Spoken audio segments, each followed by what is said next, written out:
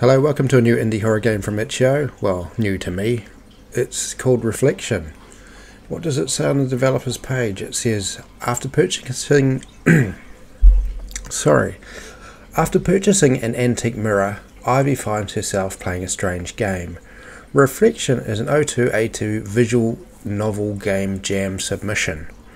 This game is made in 5 days by a small team. Warning, if the topic of suicide is difficult for you, you may not have a safe experience playing this game. Reflection is a short horror story about a student studying folklore and the occult. So, I don't really play visual novels, but let's give it a go. So again, it reiterates, if the topic of suicide is difficult for you, or if you're struggling with your mental health, you may not have a safe experience playing this game. Please proceed with caution. Let's start.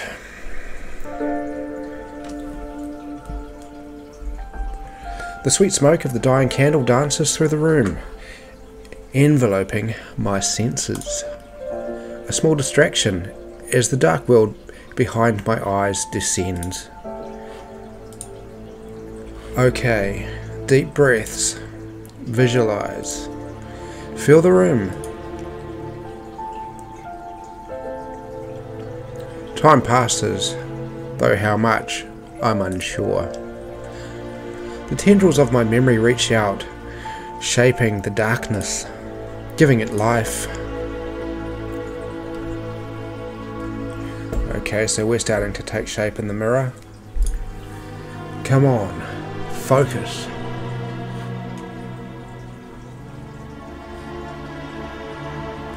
It worked. I sigh, repeating the descriptions from my friends had made of me before. Repeating the descriptions my friends had made of me. I sigh, repeating the descriptions my friends had made of me before. Okay, so friends are making fun of her, maybe? Not really friends. You're insane. Certifiably crazy. Giving my head a shake, I continue. From those comments, they're not really friends. It depends on the context, but judging by the game, they're not your friends. Here we go. The first rule.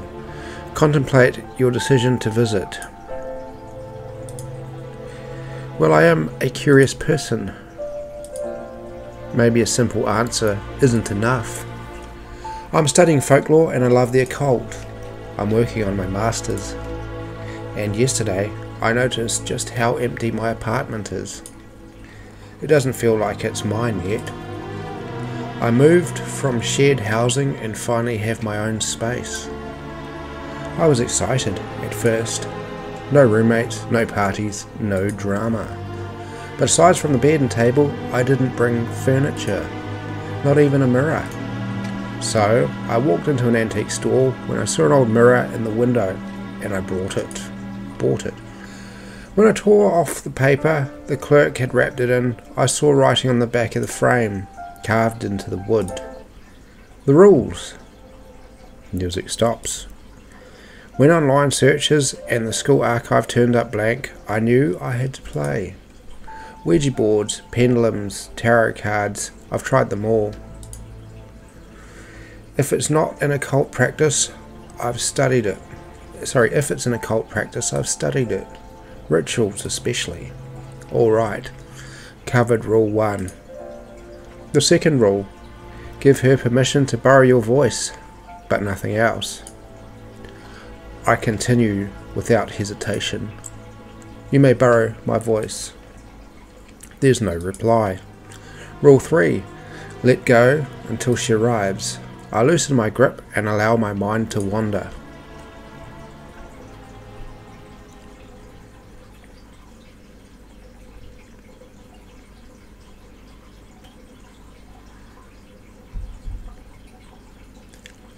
Hair raises as my flesh screams below, begging me to turn back.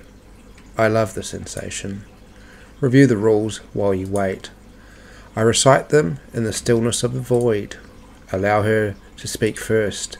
Ask if you've met before. Speak quietly. Say goodbye. Don't open your eyes. Don't accept any deals. Never break the mirror. Never visit twice. Never scream. I resist the urge to roll my eyes. These rules reek of childish plotting. Something shifts.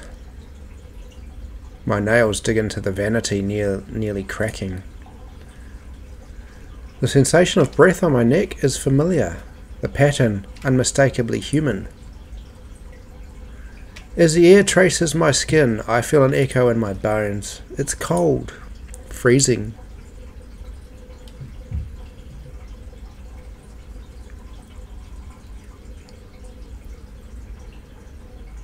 You opened your eyes.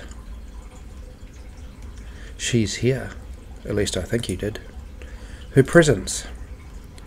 It's how I've imagined the spirit would be. Back to back with our own. Felt and heard, but unseen. Ivy. My heart shudders. I knew she'd borrow my voice, but that's fucking weird. I clear my throat. Hell. The rule jumps into my mind and I rush to correct myself. Have we met? Or have we met? Yes. A gasp escapes me. It's not a scream. It doesn't count. I know what it's like to try to scream. How did she... But I didn't when the girls first came for me. I ran to my father instead. He opened the door when they brought the rope. Okay. He didn't want a troublesome daughter. A girl who reeked of vanity. A sinner. A little witch. They were jealous girls. Even when I hung from the tree, my hair fell perfect. Even when I hung from the tree, my hair fell in perfect ringlets and glistened in the sunlight. They didn't stay to watch me die. You see, they didn't drop me from the branch. They lowered me. It was slow and boring. They hanged me from a willow tree on the edge of the lake. I used to admire my reflection on the riverbank. But that day I swung in the breeze and watched my feet dangle above the water's edge. I saw my eyes bulge and my tongue beg to leave my throat. I wasn't pretty anymore, just like father said, cursed is everyone that hangeth on a tree. I was trapped there, even after the warmth had left my body. The pain didn't end. I wondered if that was death. If I would feel my body pull at my neck like a rotten anchor until it finally gave way and left my skull behind. I wondered if I'd be buried beside. I wonder if I'd be buried beside my mother and feel her decay next to me. The sun set and no one came. I swayed there through the night, but when dawn broke and the morning light shone on my corpse, I slipped away. I fell into the stream and lingered there for a time. It washed away the pain, but that putrid anger remained.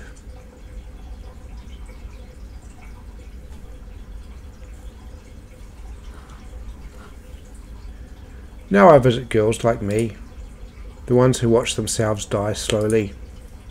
My throat tightens. I'm not like you, says Ivy. Goosebumps trace my spine as she laughs. Do you remember the bridge? Those girls were just like the other ones that tied the noose. They wanted to watch a pretty girl die, and you wanted to make them smile. You thought they were your friends. My nails dig in under the skin of my palm. You've got two options, goodbye or fuck you. I don't think we want to leave, but we don't really want to say fuck you. From the sounds of it, they're not really our friends. Let's just say fuck you. It was a dare. I felt her razor-sharp smile grow. You're afraid because you remember. I was in the river when you jumped, just beneath the surface, waiting with arms outstretched. Our eyes met as you plunged below.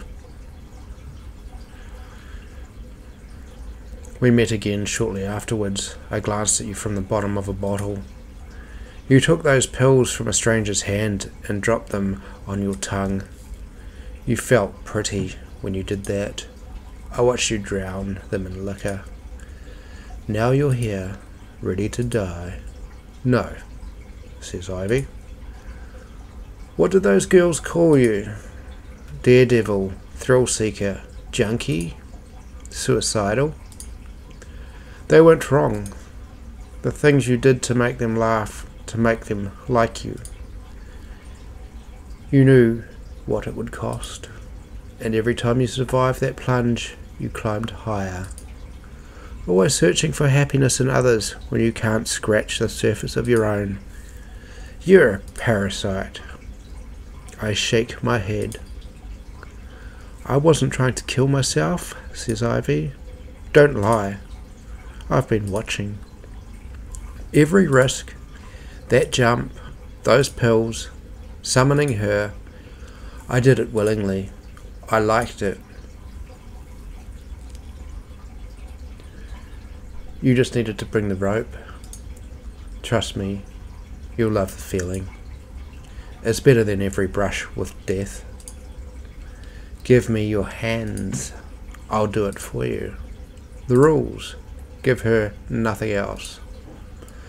I won't let you, says Ivy. Don't be scared. It's fast, like cliff jumping. Give me your eyes. No, says Ivy. Maybe I was wrong. You're not ready. But I want you to stay.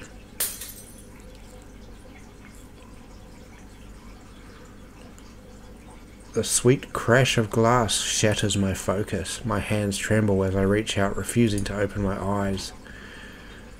To my relief, the mirror remains intact.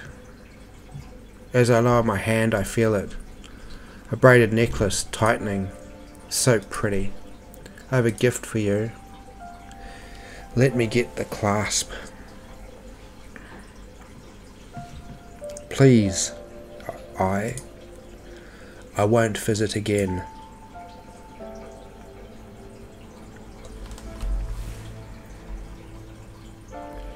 The noose tears into my soft flesh with a burning touch. I can't breathe. I'm going to die. Oh, sweet Ivy, I promise you will. I know you. The next time you visit, you'll give me your hands willingly. We'll jump together. But for now, goodbye. Say goodbye, Ivy. The rope slips away. She's gone. Goodbye. Well, we followed the rules. She should leave us alone now. Well, that was hard out.